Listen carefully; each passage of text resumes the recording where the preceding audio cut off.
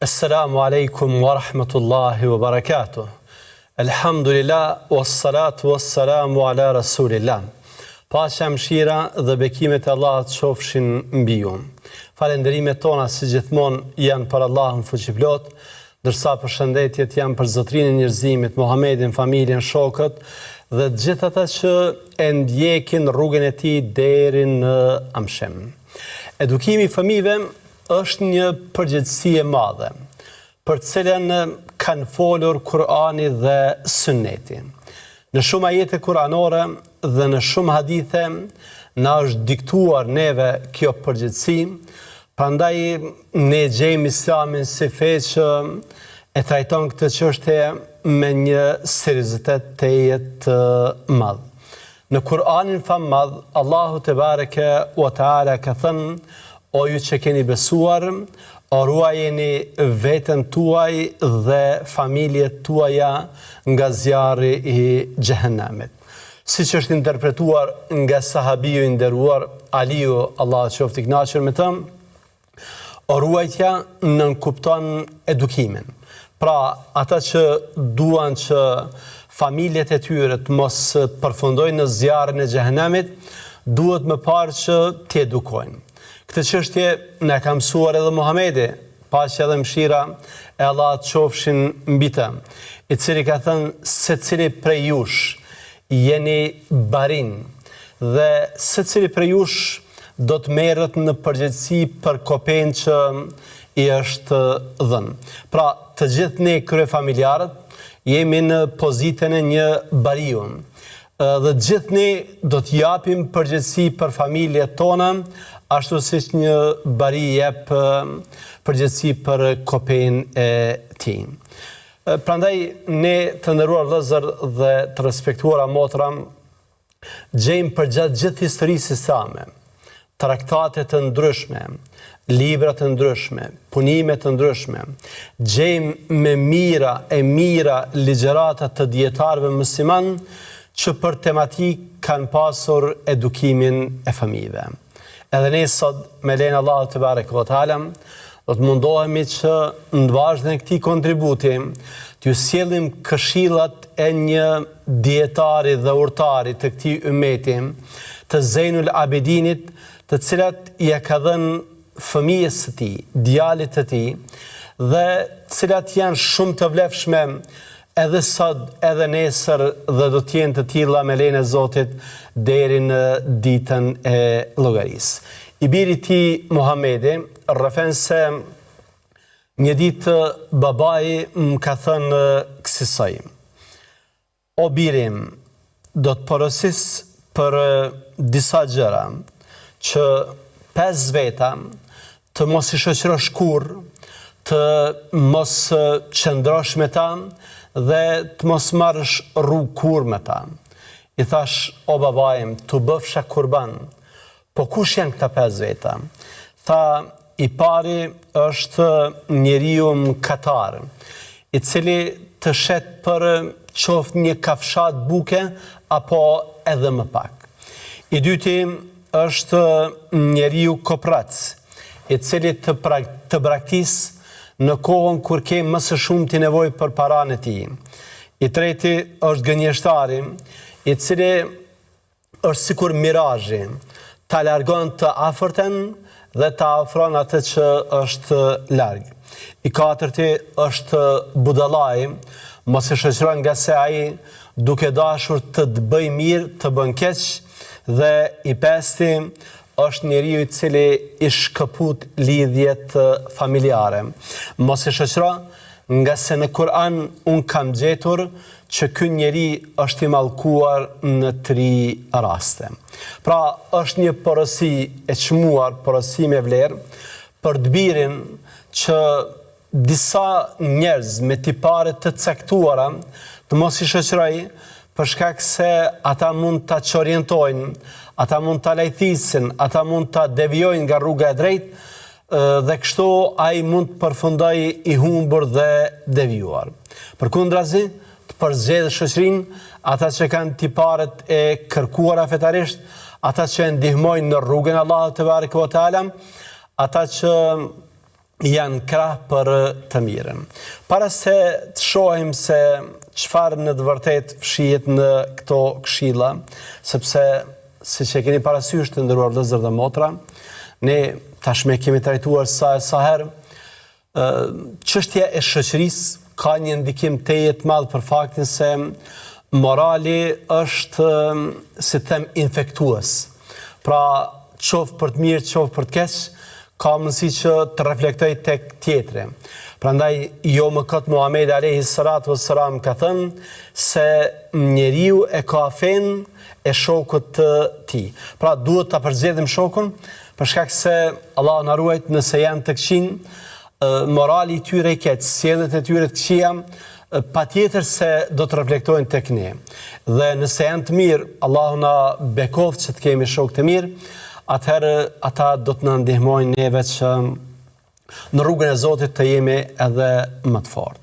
Para se të shohim domethënjet e tyre, ashtu edhe siç e kemi bërë praktik me lejen e Allahut te bareke ve teala, do t'ju ofrojmë një përmbledhje rreth biografisë së autorit. Ne e përmendëm vetëm me atë që njihet me llagapin e tij, përndryshe Zejnul Abidini është një besimtar prej brezave të parë, madje prej brezit me njëherë pas sahabëve prej tabinëve, i cili ka një histori të jashtëzakonshme, i cili është një figurë që ka fituar dashurinë dhe respektin që gëzon respekt dhe dashuri nga të gjithë besimtarët, është një prej atyre emrave, prej atyre figurave që rrjedh nga familja e profetit tonë Muhammedit alayhi salatu wassalam. Imam i njohur, Imam Dhahabiu, në enciklopedinë e tij Siyar A'lam an-Nubala, ka bërë një përmbledhje të bukur, prej së cilës ne me lejen e Allahut te bareke ve teala do të shkëpusim disa copëza në mënyrë që thjesht ta formojmë një lloj imazhi të tij, një lloj pasyre rreth jetës dhe veprimtarisë së tij. Zejnul Abidini është djali i Husajnit, nipit të pejgamberit alayhi salatu wassalam. Pra është djali i Husajnit, i cili ka qenë djali i Aliut dhe Fatimes. Allahu qoftë i kënaqur me të dy. Është prej atyre që e kanë shoqëruar baban e tij në rrugtimin për në Irak, ku i është vrarë babai dhe shumica absolute e familjes.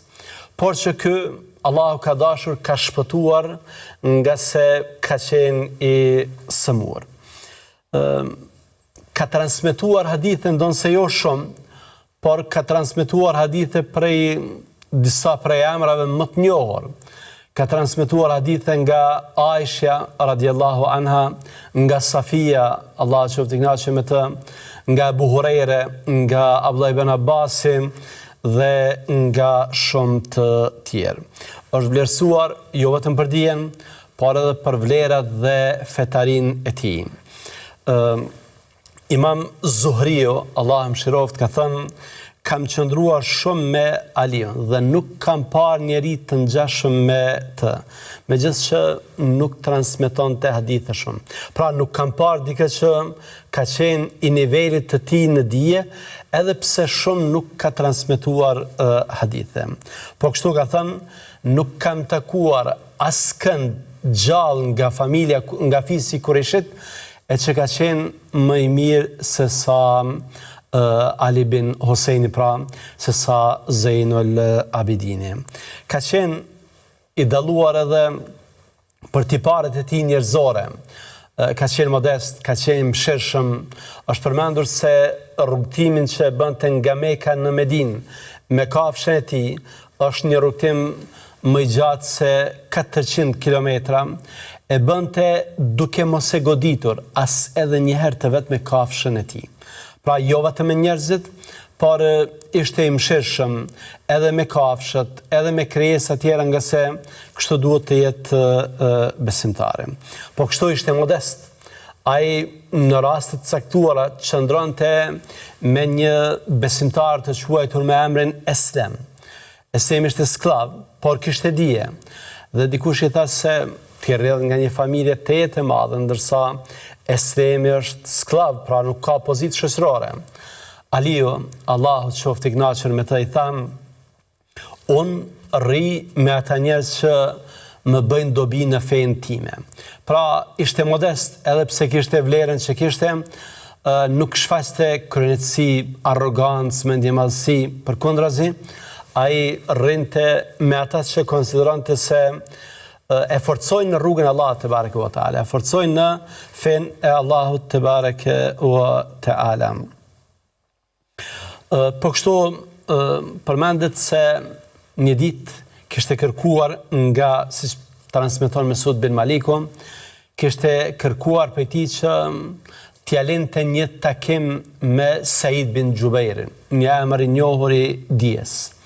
Dhe ky thot se çfarë të duhet që të takohesh ti me të, kur ti je Aliu, pra ti ke një pozitë, ke dhe dije, thot njerëzit po vinë tek unë. Dhe ndonjëherë po më pyesin për gjëra që unë nuk kam përgjigje për to. Prandaj dua që të takohem me të, që të marr përgjigjet prej tij, në mënyrë që kur të vinë dhe të më pyesin, atëherë unë të kem përgjigje për pyetjet e tyre.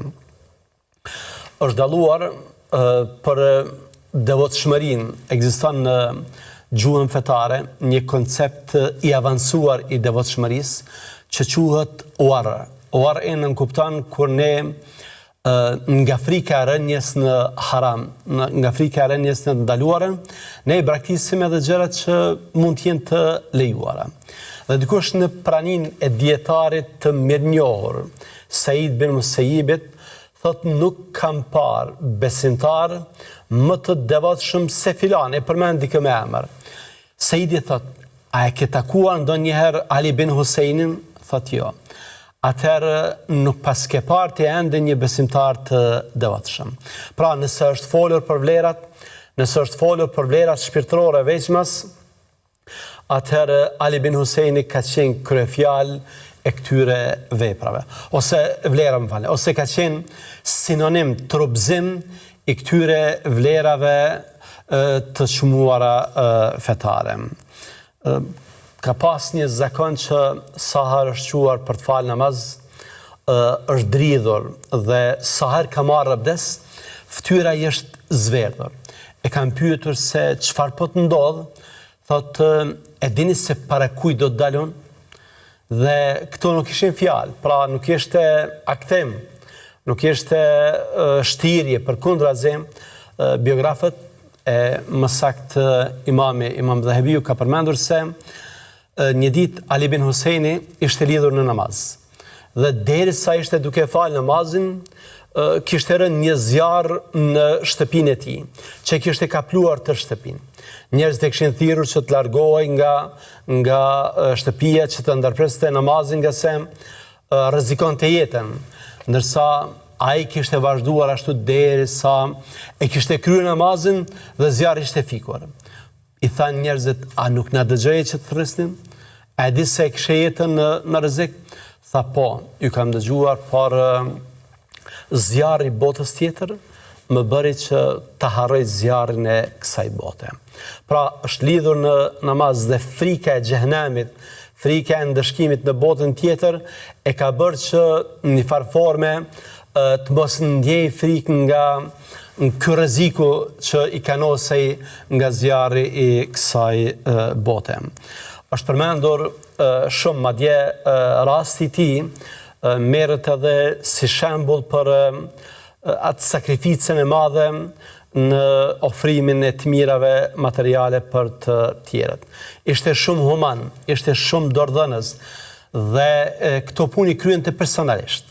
Pra nuk është se ngarkonte dikë që t'i ndihmonte të tjerët, jo, madje e zgjidhte natën. Kanë qenë plot 100 familje, të nderuar vëllezër dhe motra, që kanë siguruar të ardhurat të rregullta nga Ali bin Husejni, duke mos e ditur kur sa ka qenë gjallë ai, se kush i ka furnizuar.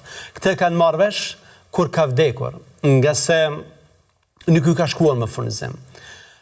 Familjet në nevojë e kanë marrë vesh nga se ju është ndërprer ushqimi. Ndërsa familja e Aliut e ka marrë vesh për shkak se kur e kanë pastruar kufomën, kanë parë shenje në shpinën e tij, shenje të bartjes së ushqimit. Pra e kanë ngarkuar në ndonjë enë të madhe ushqimin dhe mbi supet e tij e ka bartur dhe e ka çuar deri tek të varfrit. Ka vdekur në vitin 94 sipas Hijretit, ka vdekur në Medinë dhe është varrosur në varrezat Baqi.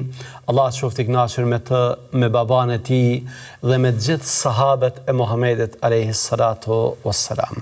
Ne tani me lenin Allahu te bareke ve teala do të vazhdojmë me këshillat e tij në mënyrë që të shohim se çfarë në të vërtetë fshihet në këto këshilla dhe sa janë të nevojshme që ne sot t'u përcjellim fëmijëve tanë dhe t'i zbatojmë në praktikë. Këshilla e parë e këtij burri të madh është që evladi i tij, fëmia e tij, djali, vajza, të mos e shoqërojnë dikë që është fasik. Fasik është mëkatari i cili bën mëkat edhe hap tazi. Pra është mëkatari i paturpshëm. Është ai njeriu i cili nuk e ka fare dert pse bën gjuna, pse bën mëkat, del sheshazi, i cili jo vetëm që bën mëkat për vete, por me këtë publikimin që e bën mëkatit, sikur i nxit edhe të tjerët që bëjnë mëkat. Prandaj i tilli është konsideruar i padenj për të qenë shok për faktin se të shet për gjërat të pavlera të kësaj dynjaje. Pra askush prej njerëzve nuk ka vlerë për shkak se ky njeri nuk ka vlera. Ky mëkatar, ky shturur, ky degeneruar e shet secilin njeri, nga se vlerat tek ai nuk është se pranohen, nuk është se kanë vend. Prandaj përderisa nuk di se çfarë janë vlerat dhe përderisa, siç kanë përmendur disa prej hoxhallarëve, përderisa ai e ka tradhtuar Zotin e vet. Zoti ka urdhëruar që të falet, ai nuk falet. Zoti ka urdhëruar që të mos bëjmë mëkat, ai e kundërshton Zotin duke bërë mëkat. Zoti ka urdhëruar për të bërë mirë, ai e kundërshton Zotin duke promovuar të keqen. Përderisa ai ka tradhtuar besën me Zotin e vet. Mendoni se do të jetë i mirë me ju se me familjen tuaj, se me familjen tonë? Natyrisht se jo. Prandaj kërkohet që ne të kemi kujdes në mënyrë që shoqëruesi i cili meriton ta shoqërojë fëmijën tonë duhet të jetë i devotshëm. Ka thënë Muhamedi alayhi salatu wassalam, la tusahib illa mu'mina wa la ya'kulu ta'amak illa taqi. Vetëm besimtarin shoqëroje dhe në shtëpinë tënde për ushqim ftoje vetëm atë që është i devotshëm. Pra, jo çdo njeri meriton që ta shoqërosh, jo çdo njeri meriton që ta ftosh në sofrën, në tryezën tënde, jo secili njeri e meriton që të jetë mysafir në konakun tënd. Prandaj duhet përzihet ata që kanë tipar, ata që kanë besimin në radhë të parë dhe ata që janë të devotshëm, pra që ja vlen të shoqërojmë, që ja vlen të jenë shoqërues të fëmijëve tanë. Arsyeja pse ne duhet që ta largojmë veten edhe fëmijët tanë prej tyre është se, siç edhe përmendëm në fillim, morali është infektues. Dhe kur njeriu qëndron me njerëzit që janë të pamoralshëm, me njerëzit që bëjnë mëkate, me njerëzit që bëjnë gjunahe, ai në një farë forme bëhet sikur ata. Dhe kështu na mëson Kur'ani. Edhe nëse nuk bën keq, edhe nëse nuk ka marrë pjesë aktive në të keqen, fakti që ka qëndruar me këta njerëz e radhit në mënyrë automatike me të këqinjt. Allahu ka thënë në Kur'an, "Fala taq'udu ma'ahum hatta yakhudu fi hadithin ghayri innakum idhan mithluhum." Në qoftë se i shehni njerëzit apo i dëgjoni tek zhyte në biseda që në përkëmbin ndalesat e Allahut te bareke ve teala përgojojnë, shajnë, fliqin, bartin fjalë, atëherë mos qëndroni me ta, derisa ta ndrojnë muhabetin. Ndryshe, innekum idhen mithluhum. Jo do t'jeni sikur ata. Edhe pse nuk ke sharë, edhe pse nuk ke përgojuar, fakti që nuk e ke ndaluar, dhe fakti që nuk i e quar prej ati mezlisi, ati të bime, asaj ndaje, të bën që t'jesh ngjashëm me ta. Ibn Taymije, Allah më shiroft, përmend një rast interesant. A i ka thënë se nuk lejohet të qëndrosh në ndaja, në takime, në të bime, në të cilat bëhen gjërat të ndaluara, përderisa ke mundësi ta bësh një gjë të tillë. Pra, ndonjëherë pa dëshirën tonë, në mënyrë të dhënshme, mund të detyrohesh që të jesh në ndonjë vend ku nuk mund të ndalosh të keqen dhe nuk mund të largohesh prej aty. Por në raste të tjera, kur e ke këtë mundësi, e ke haram, e ke të ndaluar të qëndrosh aty. Ai përmend në vazhdim rastin e disa mëkatarëve që kanë konsumuar alkool, të cilët janë sjell tek Omer ibn Abdulazizi, i cili, siç e dini, ka qenë i dalluar për drejtësinë e tij dhe që ka urdhëruar të ndëshkohen. Pra, kanë kryer mëkat, kanë bërë shkelje dhe për këtë mëkat edhe duhet të marrin dënimin përkatës. Dikush i ka thënë Omerit se në mesin e tyre është një njeri i cili nuk ka bërë mëkat, madje ka qenë edhe agjërueshëm. Dhe Omeri, Allah që t'i kënaqë me të, ka thënë, jo, ju duhet të filloni me ndëshkimin pikërisht prej një njeriu që ka qenë agjërueshëm, nga se është dashur që t'i ndaloj, ose është dashur që të largohet prej tyre. Nga se kështu Allahu na ka mësuar në Kur'an, ka thënë, fala taq'udu ma'ahum hatta yakhudu fi hadithin ghayri innakum idhan mithluhum. Mos qëndroni me këta njerëz, derisa të ndrojnë muhabet, derisa të ndrojnë veprime, derisa të ndalen nga harami, ndryshe do t'jeni të ngjashëm me ta. Fakti që ky njeri nuk është larguar prej tyre, nënkupton se është i ngjashëm me ta, prandaj edhe e meriton ndëshkimin. Pra, ne duhet të largohemi nga shoqëria e keqe dhe duhet të largojmë fëmijët tanë për faktin se nëse nuk bëjnë gjërat që ata i bëjnë, atëherë të paktën do të llogaritin pjesë e tyre, nga se kanë braktisur diçka që është edhe më rëndësishme, dhe kjo është urdhërimi për të mirë dhe ndalimi nga e keqja. Ne me lejen e Allahut te bareke ve teala këtu po bëjmë një pushim të shkurtër për të rikthyer sërish me lejen e Zotit për të vazhduar me shpjegimin e këshillave tjera të Zejnul Abidinit. Qëndroni me ne.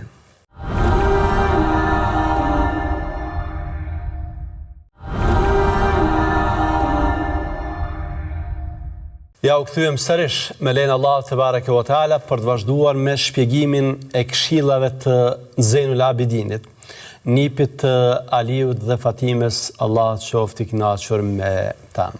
Në pjesën e parë folëm për biografinë e Zejnul Abidinit, si dhe shpjeguam këshillën e parë që kishte të bënte me largimin prej atij njeriu që është fasik. Shpjeguam edhe arsyeën se përse duhet të largohemi prej tij. Tani, me lejen e Allahut te bareke ve teala, ne po vazhdojmë me shpjegimin e këshillave tjera.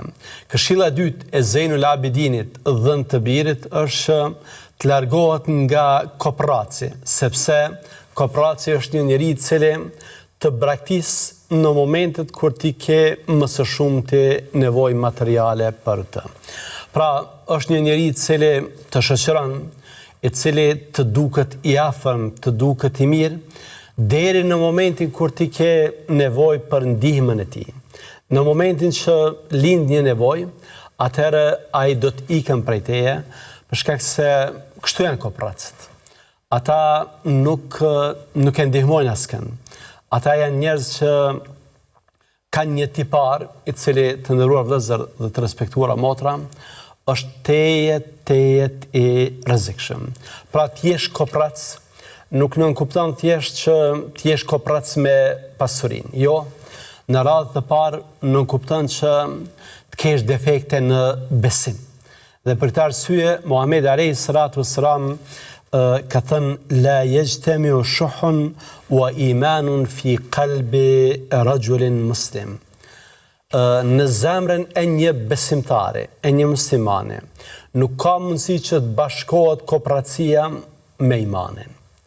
Pra nuk ka mundësi që t'jetë besimtar i një mend, t'jetë besimtar i vërtet, nga se imani e nxit besimtarin që t'jep nga, jo vetëm nga pasuria, por nga ajo që është më e çmuara për të, sepse atë që e jep për Allahun te barekuhu ve teala.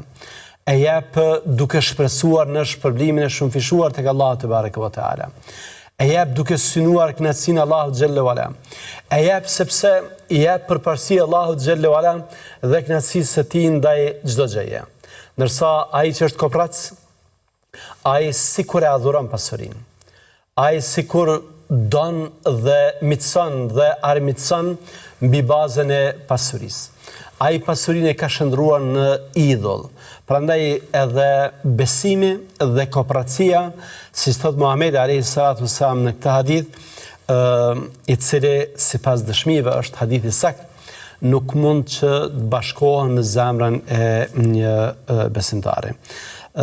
Sekondemi në Kur'anin famadh ne gjejmë ajete në të cilat përmenden dënime të ashpra për kooperacinë. Përmenden dënime të atilla që kooperacët do të kenë në botën tjetër. Për shembull, Allahu ka thënë: "Wala yahsabanna alladhina yabkhaluna bima atahum Allahu min fadlihi huwa khayran lahum, bal huwa sharrun lahum." Le të mos mendojnë ata që po bëjnë kooperaci me të mirat që Zoti u ka dhënë. Shehni, me të mirat që Zoti u ka dhënë. Pra, pasuria, ajo që ke, ajo që e posedon, është në fakt për Allahu te bareke ve teala. Prandaj edhe në ajete tjera kuranore Allahu te bareke ve teala na nxit që ne të japim nga pasuria që ai na ka dhënë. Kështu që në këtë ajet kuranor Allahu po na kujton se ata që bëjnë kooperaci me këtë të mirë që Zoti u ka dhënë, le të mos mendojnë se kanë bërë mirë. Përkundrazi, bel huwa sharrun lahum, është në të keqen e tyre. Se yutawquna ma bakhilu bihi yawm al-qiyamah, në ditën e llogarisë, ajo me të cilën ata kanë bërë kooperaci, pra pasuria, do t'ju mbështillet rreth qafave të tyre. Po kështu Allahu ka thënë: "Alladhina yabkhaluna wa ya'muruna an-nasa bil-bukhli wa yaktumuna ma atahum Allahu min fadlihi wa a'tadna lil-kafirina 'adhaban muhina." Tek Allahu do të kenë dënim të madh, dënim të rënd ata që bëjnë kooperaci dhe i urdhrojnë të tjerët që të bëjnë kooperaci, si dhe e fshehin atë mirën që Allahu te bareke wa taala u ka dhënë atyre. Ne, thot Allahu, atyre që kanë mohuar, ju kemi përgatitur një dënim të ashpër, një dënim të dhëmshëm. Pra, ata që bëjnë kooperaci, le ta dinë, le ta kenë të qartë se tek Allahu te bareke ve teala do të kenë një dënim i cili është jo dënim i lehtë. Pra, do të kenë një dënim që do t'i bëjë të ndihen keq pse në këtë botë nuk kanë dhënë. Këtu ndoshta nderuar vëllezër dhe të respektuara motra qëndron edhe ajo urtësia pse Muhamedi alayhi salatu wassalam e lutte Allahun te bareke ve teala dhe na mësonte neve që të lutemi që Allahu të na mbrojë nga kooperacia.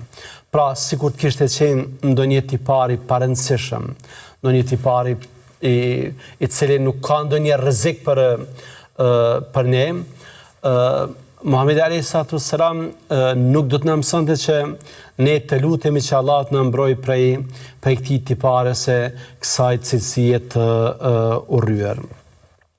Ndoshta për shkak të kësaj gjendjes shpirtërore të kooperacit, i cili nuk e do Allahun, i cili nuk e favorizon Allahun, i cili nuk jep për Allahun, i cili Allahun nuk e vendos të parin. Disa prej brezave të parë, më saktë Bishr Harithi, Allah më shiroft, ka qenë një asket i njohur, ka thënë se shikimi në kopracin të bën që zemra të bëhet e vrasht. Sikur që qëndrimi ose takimi me të mbush me brenga plot. Pra vetëm me pa një njeri koprac ta sëmur zemrën. Nërsa Allah na ruaj nëse shoqërohesh me të, atëherë zemra jote do të jetë brenga plot. Nga se nëse një besimtar i mirë të nxit që t'japësh për Allahun te bareke ve teala, nëse një besimtar i mirë të motivon, të shtyn që ndihmosh të tjerët sepse je duke bërë për Allahun dhe Allahu ta kthen shumë fish, kopraci i cili në këtë aspekt është i ngjashëm me djallin, për të cilin Allahu ka thënë në Kur'an se djalli ju frikson me varfëri, kopraci të nxit që ti të mos bash mirë. Nga se do të fikesh si sot populli, nga se në vend të kamjes do të kesh skamje, në vend të pasurisë, ndoshta pas 10 viteve, pas 20 viteve, me ato kalkulimet e gjora, mjerët e tij, do të kesh nevojë.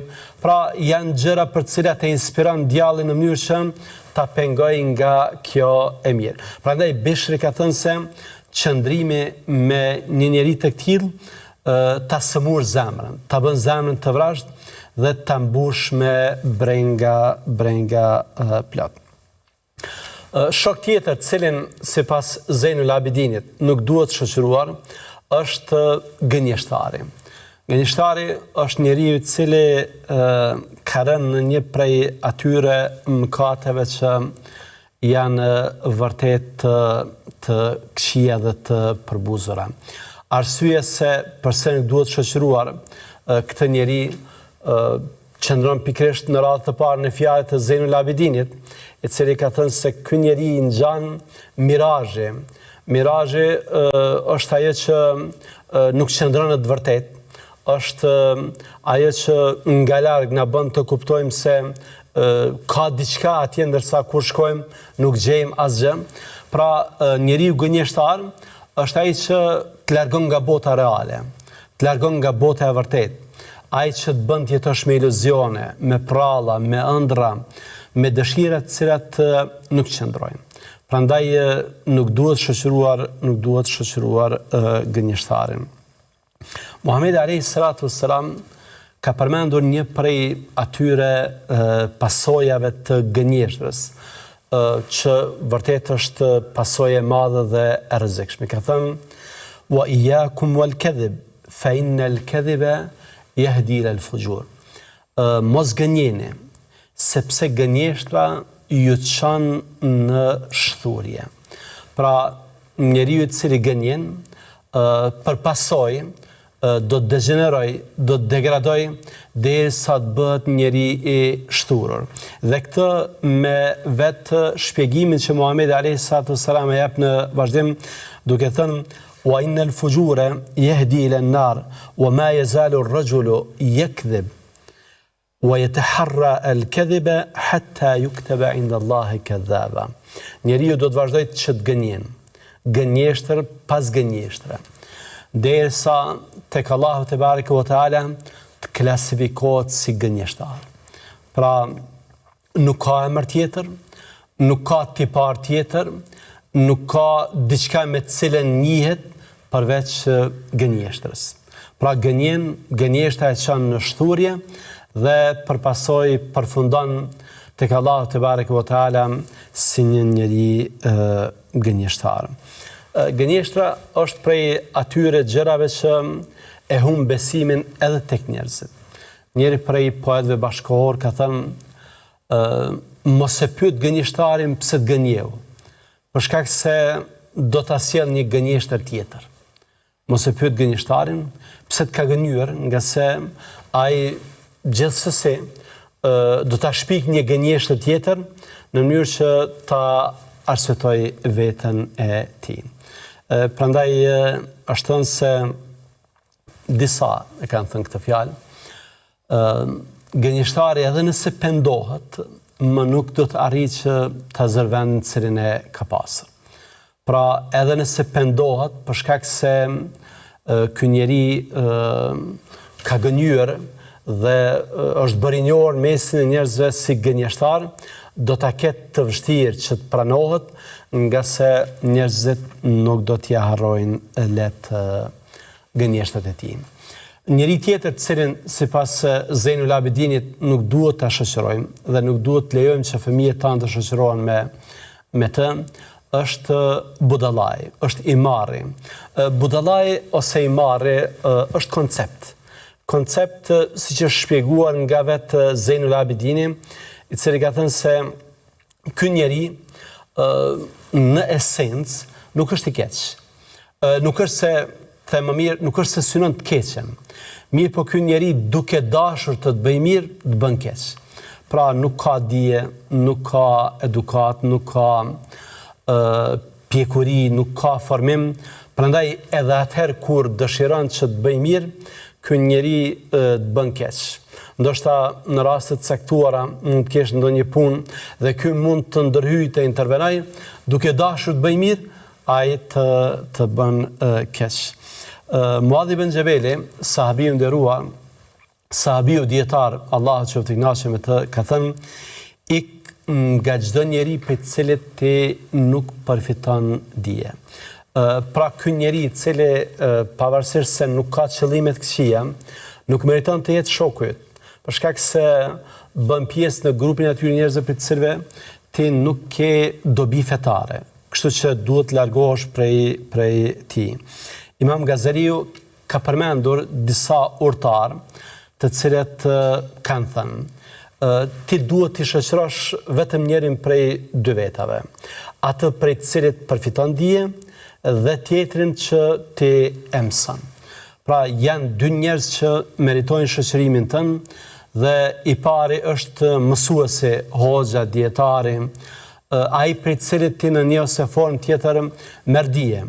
Dhe i dyti, ai që ti ke marrë përsipër dijen ta përcjellësh tek ai. Ka një thënie të bukur, një thënie përplot mesazhe të bukura të asketit të njohur Hatim el-Asam, i cili ka thënë kësaj: unë nuk e kam armik një njeri i cili më përgojon. Nuk e kam armik, madje as atë i cili më vjedh. Nga se ai që më përgojon, ai në fakt do të më merr mëkatet. Ai që më ka dëmtuar, ka vjedh diç prej meje, ai nuk do të kaloj në ditën e llogarisë pa më zhdëmtuar, pra pa më kthyer hakun.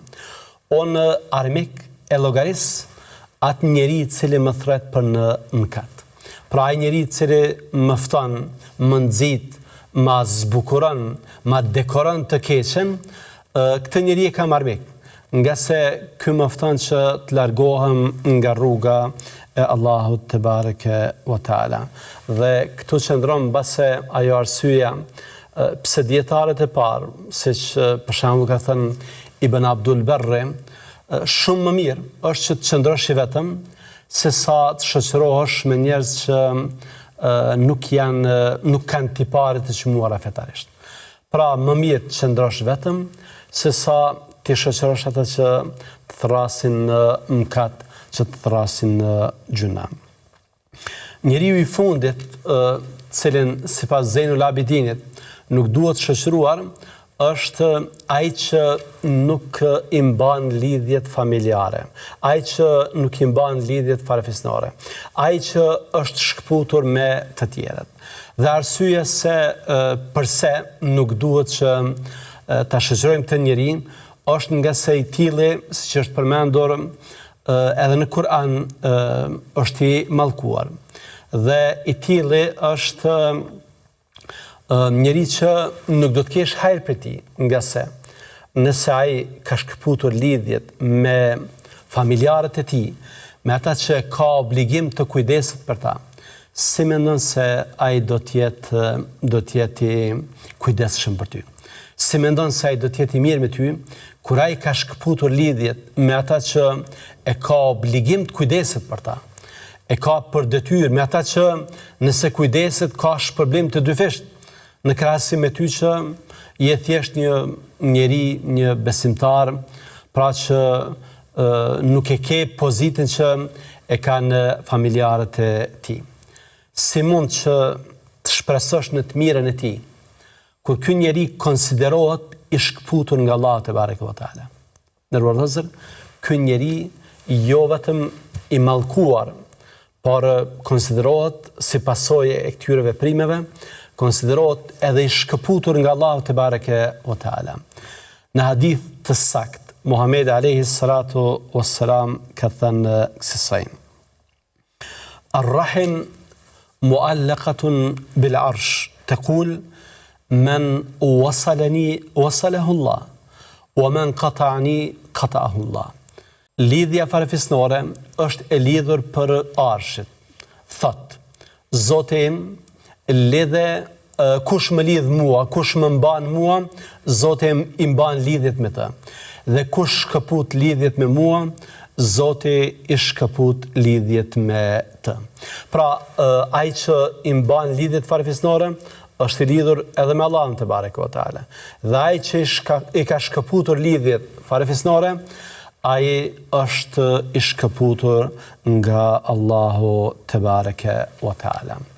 Dhe mbase këtu qëndron konstatimi ose ajo urtësia profetike se në xhenet nuk do të hyj ai që i ka shkëputur lidhjet familjare. Ka thënë Muhamedi alayhi salatu wasallam, la yadkhulu al-jannata qati'. Në xhenet nuk hyn ai që i shkëput lidhjet familjare. Kjo me pak fjalë ishte ajo që Zejnul Abidini e këshilloi të birin e tij. Pra janë këshilla që siç mund ta vrejmë të nderuar vëllezër dhe të respektuara motra, fokusohen tek çështjet morale, fokusohen tek edukata, fokusohen tek vlerat, për faktin se vlerat janë më jetëgjate se sa pasuria materiale. Dikush mund t'i lërë fëmijëve pasuri, trashëgimi, shtëpi, banesa, vetura, mirë po ato mund të humbasin. Dikush tjetër mund t'ju lërë emrin e mirë, reputacionin e mirë, mund t'ju lërë edukat dhe këto nuk humbasin kur. Prandaj ta marrim, t'ja rikujtojmë vetes son detyrën dhe obligimin që kemi për t'i edukuar fëmijët tanë, sepse është edhe përgjegjësi, por është edhe mirësi. Të mirën e secilës ne e gjejmë në botën tjetër.